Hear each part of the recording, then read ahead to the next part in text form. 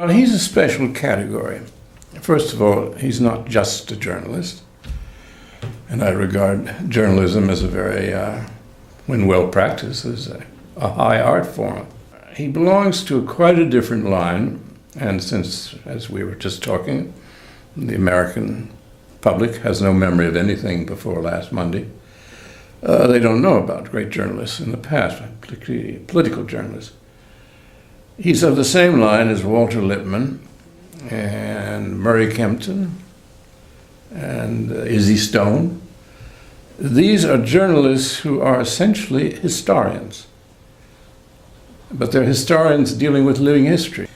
And once you are in that category, you have different responsibilities, of which I think Scheer is very much aware, and that's why he's so interesting to read. He was one of the first reporters on AIDS and what was happening with AIDS, and he was one of the first reporters who talked about how, AIDS wasn't contagious in a way that people were so afraid of, and the discrimination against gays because of that disease. And he was right about Wen Ho Lee early on. When he took up the case of Wen Ho Lee, most of American journalism was treating Wen Ho Lee as though he was the most serious contributor to violation of American nuclear secrets since what the press was saying were the Rosenbergs. And yet Bob fought that week after week in his column. I think he wrote 30-some columns, maybe more, saying that Wen Ho Lee had been unfairly charged. Within a week or two of the New York Times article, Bob Scheer wrote a commentary in the LA Times showing incredible insight, basically questioning all of the claims that were laid out by the New York Times, claims by the government. But the reason that Bob was so sure about Wen Ho Lee is because he knew that what Wen Ho Lee was accused of was not valid, because he knew so much. He had written about nuclear war. He had written about nuclear weapons, nuclear warfighting. He knew about the plans. He knew people, physicists very, very well, who had been good sources for him. He knew that it was a phony thing. He knew that what Wen Ho Lee was accused of selling or giving to the enemy was in fact in the public domain. When he is very passionate about an issue, it's when something is not fair and someone who doesn't have a voice to express it is being victimized. And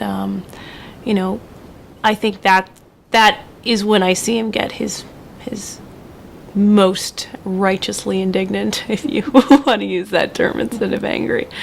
Maybe at the time Bob seemed to be challenging the conventional wisdom, but after all, then the conventional wisdom ultimately had to apologize in the pages of the New York Times. Bob never had to apologize. He went out with Ronald Reagan when Reagan was traipsing the country looking for the nomination before the nomination for the presidency. And we have at the Reagan Library about 40 minutes of Scheer sitting with the president in shirt sleeves on a plane. No, because we have let them get so strong and we have let them violate the agreement. But let's say we got stronger than them again.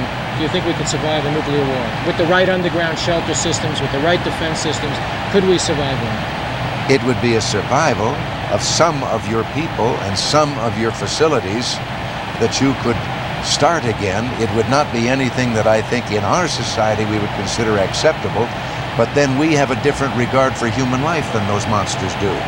One thing, as you know, 6 months or 8 months ago, the LA Times dropped him. And it was when the LA Times was bought out by the Chicago Tribune, and they felt he was too liberal, if not too radical, for that conventional newspaper. I have to say, given what I hear from our readers anytime we don't run Bob Scheer when we had him syndicated, that it is no surprise to me at all that there were people marching outside the LA Times when his column was canceled. And really, it's a classic, their loss is our gain. He was surprised, I think, at the outpouring of support for him losing that column. And I think it was a very difficult time for him. I know it was. He felt like he was just kicked in the stomach. It's interesting. I think Bob is fearless because he doesn't think he's being fearless. Bob is just doing what he feels has to be done, and it then doesn't cross his mind that it's a brave thing or not a brave thing. He sees clearly what he feels has to be articulated and has to be done, and that's what he does. Now he's got this truth dig web, and there's some damn good stuff coming out of it. Truthdig.com, we really want to carry on what we were doing with the local column and do investigative journalism. And, well, we don't have to worry about the big conglomerates or the Chicago Tribune Company or anyone else. And Bob likes to quote A.J. Liebling, who said, "The freedom of the press belongs to those who own one."